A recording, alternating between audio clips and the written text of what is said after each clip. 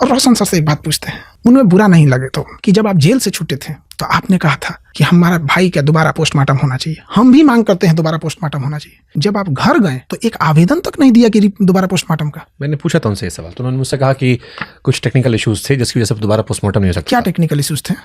जो भी फॉरेंसिक या जो भी रहा होगा। क्या कुछ फॉरेंसिक नहीं, आप आवेदन नहीं दिए हैं, रिसीविंग है उनके पास आवेदन का। मेरे खिलाफ FIR लिखने के लिए 3 घंटे थाना में बैठ गए पूरी मीडिया को लेके, लेकिन 3 मिनट नहीं बैठे अपने भाई का रीपोस्टमार्टम करने के लिए। कुछ तो छुपाया जा रहा है सर। उन्होंने सारी बातों को फिर एक लाइन में समेटा था कि अगर खान सर ने उस रात झूठ नहीं बोला होता तो मेरा भाई जिंदा होता, और ये आधा देश आपके ऊपर ही आरोप लगा रहा है। तो हम तो बता दिए कि पुलिस ने कहा तो हमने बोल दिया कि इस चीज को हटा दिया। इससे तो उनको बचाव ही हुआ ना, कि आप पे गोली चलने का आरोप था उसको हटा लिया गया, आप पे तो बचाव हुआ। लेकिन ये सब के सवा जो था, ये सब केस के लिए उनको नेपाल जाना पड़ा था। आप ये कह रहे प्रिंस की मौत के लिए आप जिम्मेदार नहीं हो? आप बताइए कैसे जिम्मेदार?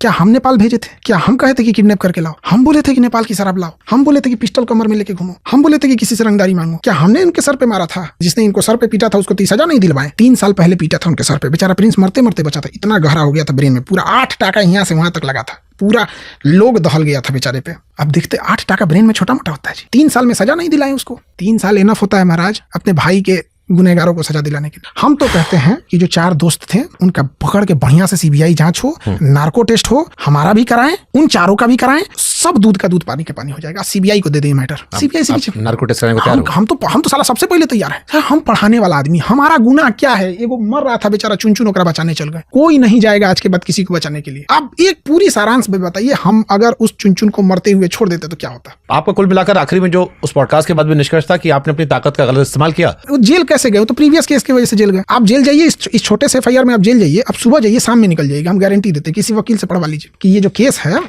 इस केस में शाम तक में जमानत मिलेगा कि नहीं मिलेगा, किसी वकील से पढ़वा लीजिए। मतलब आप कह रहे हो कोचिंग सेंटर वाले विवाद में शाम तक जमानत मिल जानी चाहिए? 100% मिल जाती सर, उनका अगर प्रीवियस हिस्ट्री नहीं रहता तो। अब प्रीवियस केस में एक को हम नहीं किए हैं, हमको पता रहता, हम आपको बता रहे हैं ये केस को उन्होंने छुपाया। तो फिर सारे टीचर लोग आपके दुश्मन कहे बन गए? सारे आधा टीचर आपका दुश्मन बन गया? सब आधा टीचर बन गया? ये बताइए, UPSC का कौन टीचर कुछ बोला? PW में से कौन टीचर कुछ बोला? अलग पांडे में कौन कुछ बोला? सारे टीचर नहीं, 10-15 को हैं, ये बनना चाहते थे मेरी तरह, नहीं बन पाए तो उनका खुन्नस है। ये हमसे पहले आए थे, इनसे हम पूछा करते थे यूट्यूब कैसे बनता है, सोशल मीडिया कैसे होता है, इनको देखा करते थे, और तरीके लाइव कैसे पढ़ाते हैं। जब लॉकडाउन नहीं लगा था, जस्ट उससे पहले, तो जब हमको पैनल लगाना था पढ़ाने के लिए, तो हम दिल्ली में एक मिश्रा जी हैं, उनसे कहे थे कि हमको इन टीचरों के क्लासरूम में ले जाइएगा ना, हम चेक करेंगे कैसे ये लोग का पैनल खरीदना है, क्योंकि वो 3-4 लाख का आता है तो महंगा था, तो हम एक बार ट्राई कर ले। तो ये टीचर लोग जब लंच करने जाते थे ना, तो चुपके से हम गए थे। एक बार एक काजल मैडम थी, उनकी स्टूडियो में हम गए देखने के लिए कि कैसा है यहाँ पर। तब तक वो आ गई, तो हम एक पेचकस उठा लिया, हम कहे मैडम हम मिस्त्री हैं। तो जरूर नहीं इसकी बात है, हम कहे मैडम हम मिस्त्री हैं। अभी भी उनसे पूछिएगा काजल मैडम से। बट ये सारे टीचर्स खाली इसी बात को लेकर नहीं, जैसे आपको लेकर ये भी टीचर्स ने जिस बीच में कहा, क्योंकि जब